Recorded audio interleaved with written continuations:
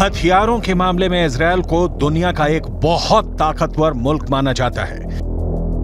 Israel का arrow air defence इतना ताकतवर है कि इजरायल दावा करता है कि अगर 2000 किलोमीटर दूर से भी कोई मिसाइल इजरायल की तरफ लॉन्च होती है तो मिसाइल लॉन्च होते ही इजरायल का एयर डिफेंस सिस्टम एक्टिव हो जाता है। जब तक इजरायल अपनी एयरफोर्स के माध्यम से गाजा पट्टी पर बमबार्डिंग करता रहा, तब तक इजरायल के सैनिकों के मारे जाने की संख्या का आंकड़ा लगभग स्थिर रहा। लेकिन जैसे ही इजरायल ने अपना ग्राउंड ऑपरेशन शुरू किया, इजरायल के सैनिकों की मौतों की संख्या लगातार बढ़ती गई। लेकिन अब जो समाचार फिलिस्तीन के अखबार छाप रहे हैं, उससे ऐसा लग रहा है कि इजरायल की सेना और इजरायल की सरकार इजरायल के सैनिकों की मौत के आंकड़ों को छुपा रही है।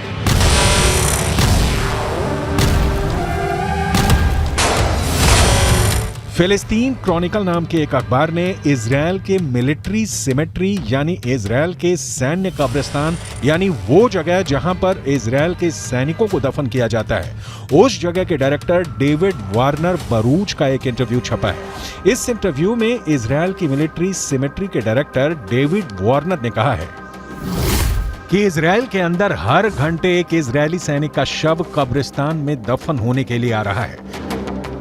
इस इंटरव्यू को फिलिस्तीन के अरब देशों के अखबारों ने हाथों हाथ लिया और यह दावा किया कि इजरायल के सैनिकों की मौत का आंकड़ा आधिकारिक आंकड़े से कहीं ज्यादा है।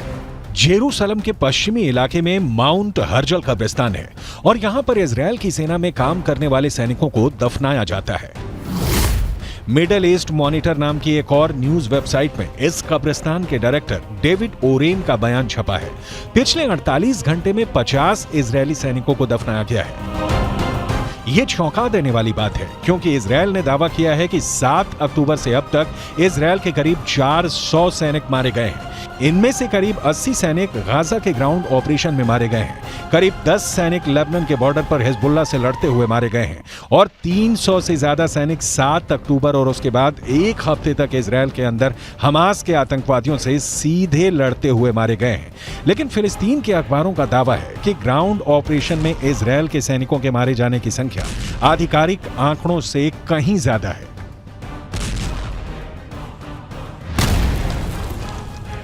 अगर इजरायल के मिलिट्री सिमेट्री यानी सैन्य कब्रिस्तान के डायरेक्टर डेविड वारेन के आंकड़ों को सही माने और इस हिसाब से अनुमान लगाएं कि हर घंटे में एक सैनिक की मौत हो रही है, तो इजरायल के ग्राउंड ऑपरेशन को लगभग 30 दिन हो चुके हैं। एक दिन में 24 घंटे होते हैं, यानी 30 दिन में 720 घंटे होते हैं।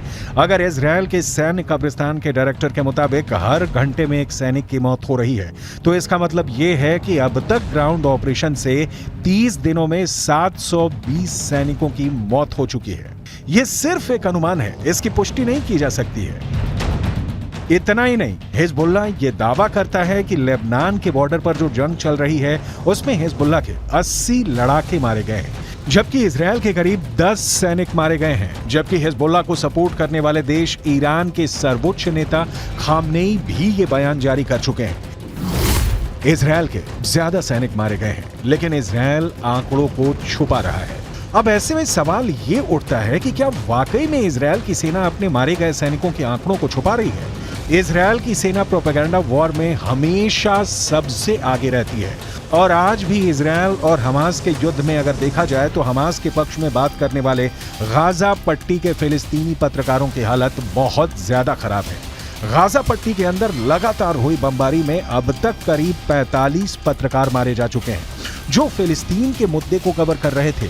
अब ऐसी स्थिति में गाजा के संचार तंत्र पर इजरायल का 75% कब्जा है और इजरायल जो चाहता है वही सूचना गाजा से बाहर निकलती है, क्योंकि गाजा के अंदर इजरायल की सेना अपनी पकड़ को मजबूत कर रही है।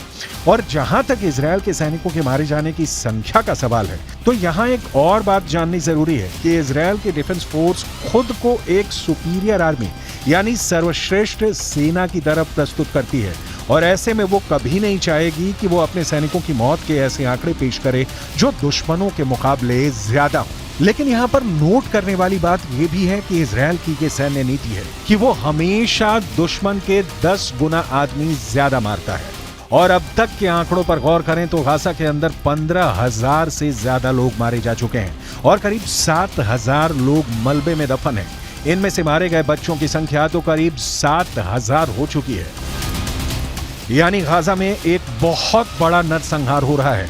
लेकिन उसके बाद भी अमेरिका के नेशनल सिक्योरिटी काउंसिल के प्रवक्ता जॉन किर्बी ने पत्रकारों के सामने एक प्रेस कॉन्फ्रेंस में यह कहा है कि गाजा पट्टी में कोई नरसंहार नहीं हो रहा है। ये पूरा बयान आपको सुनाएंगे और इसके आगे आपको ये भी बताएंगे कि कैसे जॉर्डन भी गाजा पट्टी के जख्मों पर नमक छिड़क रहा है। लेकिन सबसे पहले अमेरिका के उस पाखंड के बारे में बताना जरूरी है जो बिल्कुल साफ नजर आ रहा है। यूक्रेन और रूस के युद्ध में जब पुतिन की मिसाइल यूक्रेन पर कहर बनकर टूट रही थी और करीब 1,000 यूक्रेनी बच्चे हताहत हुए थे, तब अमेरिका ने यह कहना शुरू कर दिया था कि पुतिन नरसंहार कर रहे हैं। लेकिन गाजा पट्टी के अंदर हजारों मौतों के बाद भी अमेरिका इसे नरसंहार नहीं मान रहा है। यह अमेरिका के दोहरे मापदंडों का बुक टेक्स्ट एग्जाम्पल है।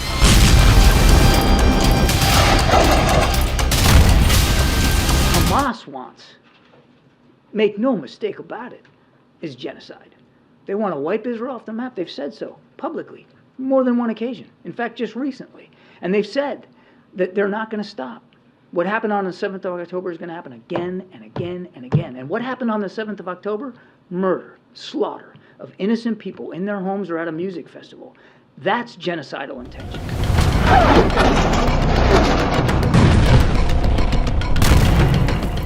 मलेशिया के प्रधानमंत्री अनवर इब्राहिम ने कहा है कि यूक्रेन की घटनाओं को नरसंहार मानना और गाजा पट्टी की मौतों को नजरअंदाज करना वैश्विक पाखंड है। दूसरी तरफ अगर देखा जाए तो अब तक गाजा पट्टी के अंदर 30,000 से ज्यादा लोग घायल हैं और गाजा पट्टी के अस्पतालों की हालत क्या है ये पूरी दुनिया को नजर आ रही है। जॉर्डन ने गाजा पट्टी के घायल लोगों के लिए इजिप्ट के अंदर एक फील्ड हॉस्पिटल बनाया है। किंग अब्दुल्ला के बेटे खुद इस अस्पताल की निगरानी करने के लिए गए। लेकिन आपको जानकर हैरानी होगी कि इस फील्ड हॉस्पिटल में मात्र 40 बेड हैं, जबकि गाजा के अंदर 30,000 से ज्यादा लोग घायल हैं। और इन हालातों में एक फील्ड हॉस्पिटल में मात्र 40 बेड का इंतजाम लोगों के साथ एक क्रूर मजाक है।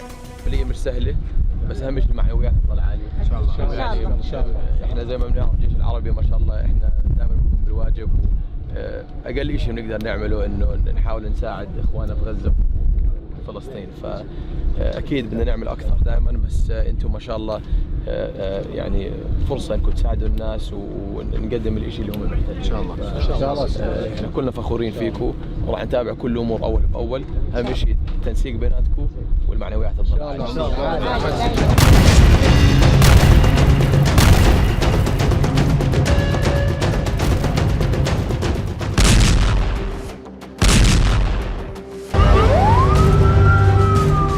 इजरायल अपनी टेक्निकल सुपेरियरिटी की वजह से अजेय है।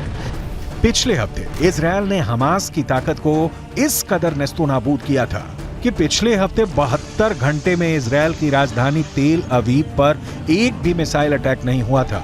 और जब सोमवार को तेल अवीव पर एक मिसाइल अटैक हुआ तो जहां से मिसाइल अटैक हुआ उस रॉकेट लॉन्चर को भी गाजा के अंदर जाकर इजरायल ने तबाह कर दिया। ये इजरायल की ताकत है। हमास के प्रवक्ता अबू उबैदा की माने तो हमास के लड़ाकों ने इजरायल के 350 से ज्यादा बख्तरबंद गाड़ियां और टैंकों को उड़ा दिए हैं। हमास का दावा तो ये है कि इजरायल के 150 मरकाबा टैंक उड़ा दिए गए हैं। हमास तस्वीरें भी जारी कर चुका है, लेकिन फिर भी हमास की पकड़ गाजा से इसलिए ढीली पड़ चुकी है क्योंकि हमास के बड़े बड़े हेडक्वार्टर्स पर इजरायल ने टैंक चढ़ा दिए हैं। इजरायली नहीं, अल शिफा अस्पताल में काम कर चुके डॉक्टर भी ये मानते हैं कि अल शिफा में हमास का हेडक्वार्टर हो सकता है। टाइम्स ऑफ इजरायल अखबार ने यह दावा किया है कि फ्रांस 24 नाम के एक न्यूज चैनल पर एक ब्रिटेन के डॉक्टर ने इंटरव्यू दिया है। इस डॉक्टर ने 3 साल तक अल शिफा अस्पताल के अंदर काम किया था। गाजा के अल शिफा अस्पताल में काम करने वाले इस ब्रिटिश डॉक्टर का दावा है कि अल शिफा अस्पताल में कई ऐसी जगहें थीं जहां पर उसे जाने के लिए मना किया गया था। ये कहा गया था अगर वो वहां प्रतिबंधित क्षेत्र में जाएगा तो उसे गोली लग सकती है। टाइम्स ऑफ इजराइल ने दावा किया है कि अल शिफा अस्पताल के अंदर हमास का हेडक्वार्टर होने का दावा करने वाले ब्रिटिश डॉक्टर ने अपना नाम नहीं बताया है, क्योंकि उसे डर है कि ऐसा करने पर गाजा के अंदर मौजूद उसके सहयोगियों को हमास मार सकता है।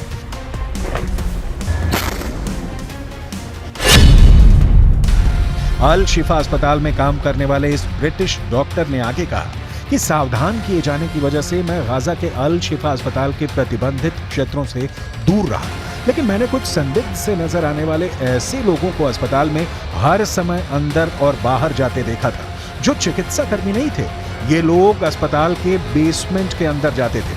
The first time our forces entered the Shifa complex, they went in with a bomb-sniffing dog, and they discovered a truck full of ammunition. After revealing the shaft by the D9, they saw a circular opening, and they couldn't see all the way down at the time, but further investigations and tools lowered down it revealed that this is a 10-meter deep shaft that leads to a corridor. At the end of that corridor, there is a blast-proof door with a shooting hole at the top of it.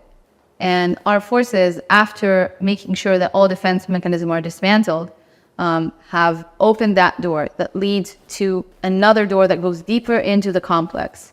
The understanding that this tunnel goes under the hospital. Israel defence force ने इस British doctor के interview को आधार बनाते हुए एक बार फिर कहा है कि इस इंटरव्यू से साबित होता है कि अल शिफा अस्पताल का इस्तेमाल हमास के आतंकवादियों के द्वारा हेडक्वार्टर की तरह किया जा रहा था।